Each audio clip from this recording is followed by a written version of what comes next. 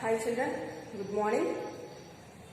Let me continue our topic. So, yesterday we have discussed about the electric current, electric charges.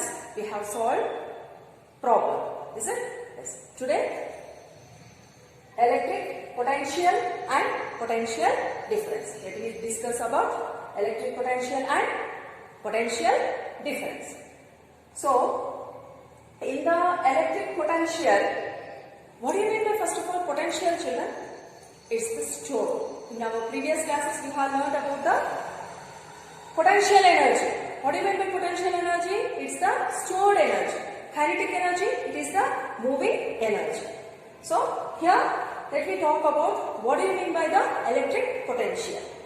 Electric potential, at any point in an electric field, if you take the electric field, if you assume that this is the electric field, in this electric field, you can take any point. Is defined as the amount of work done. From here, we have to do some work. In that work, what we are going to do? The amount of work done in bringing a positive charge from the infinity. That means this is our electric field. What is that? Electric field. Somewhere we are having the amount of the work done. That means somewhere the charge we have to bring. This point is nothing but infinity point. From the infinity point, we are going to bring the positive charges. We are going to drag this one. We are going to bring the positive charges towards this electric field. To bring the charges, we need to do some work. That work is nothing but our electric potential. Let me see once again, children.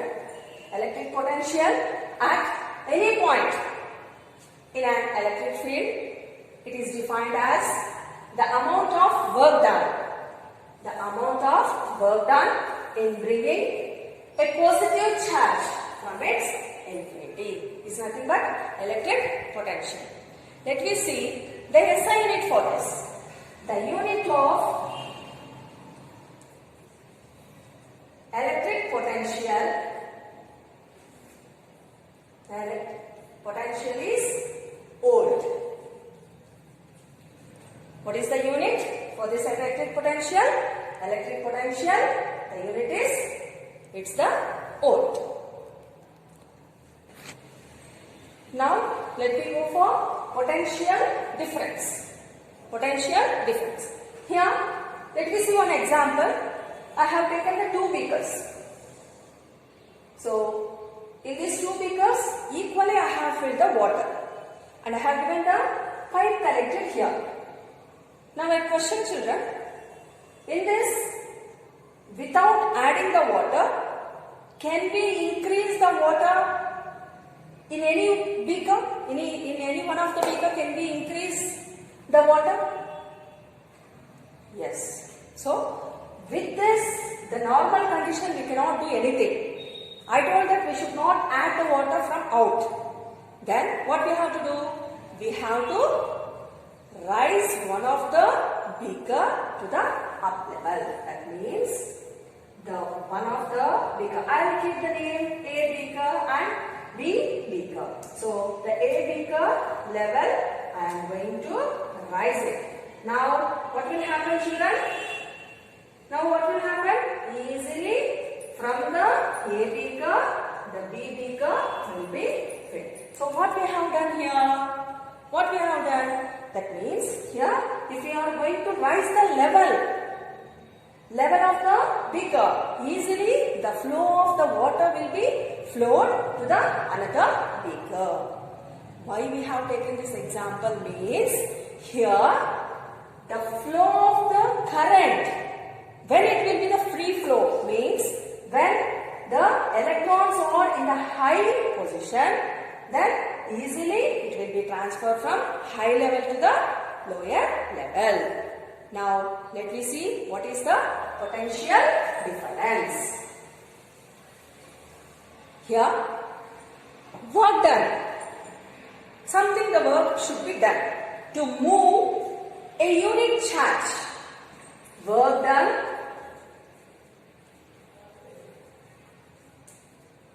What we have to do? The work done to move a unit charge.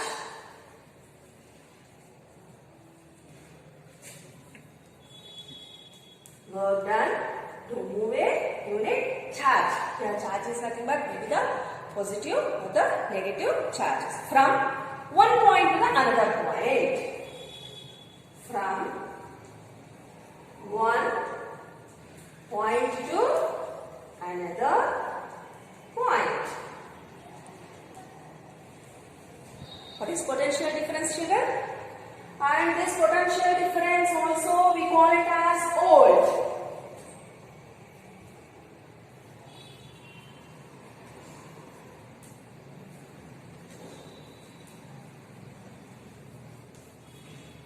So, what is potential difference? This potential difference also we call it as voltage. We call it as voltage. Let me see the definition.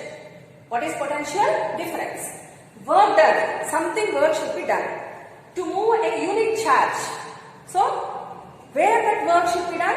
It should be moved something, one place to the another place. That is nothing but a unit charge. From where we have to move? From one place to the another place, or from one point to another point. This is known as the potential difference.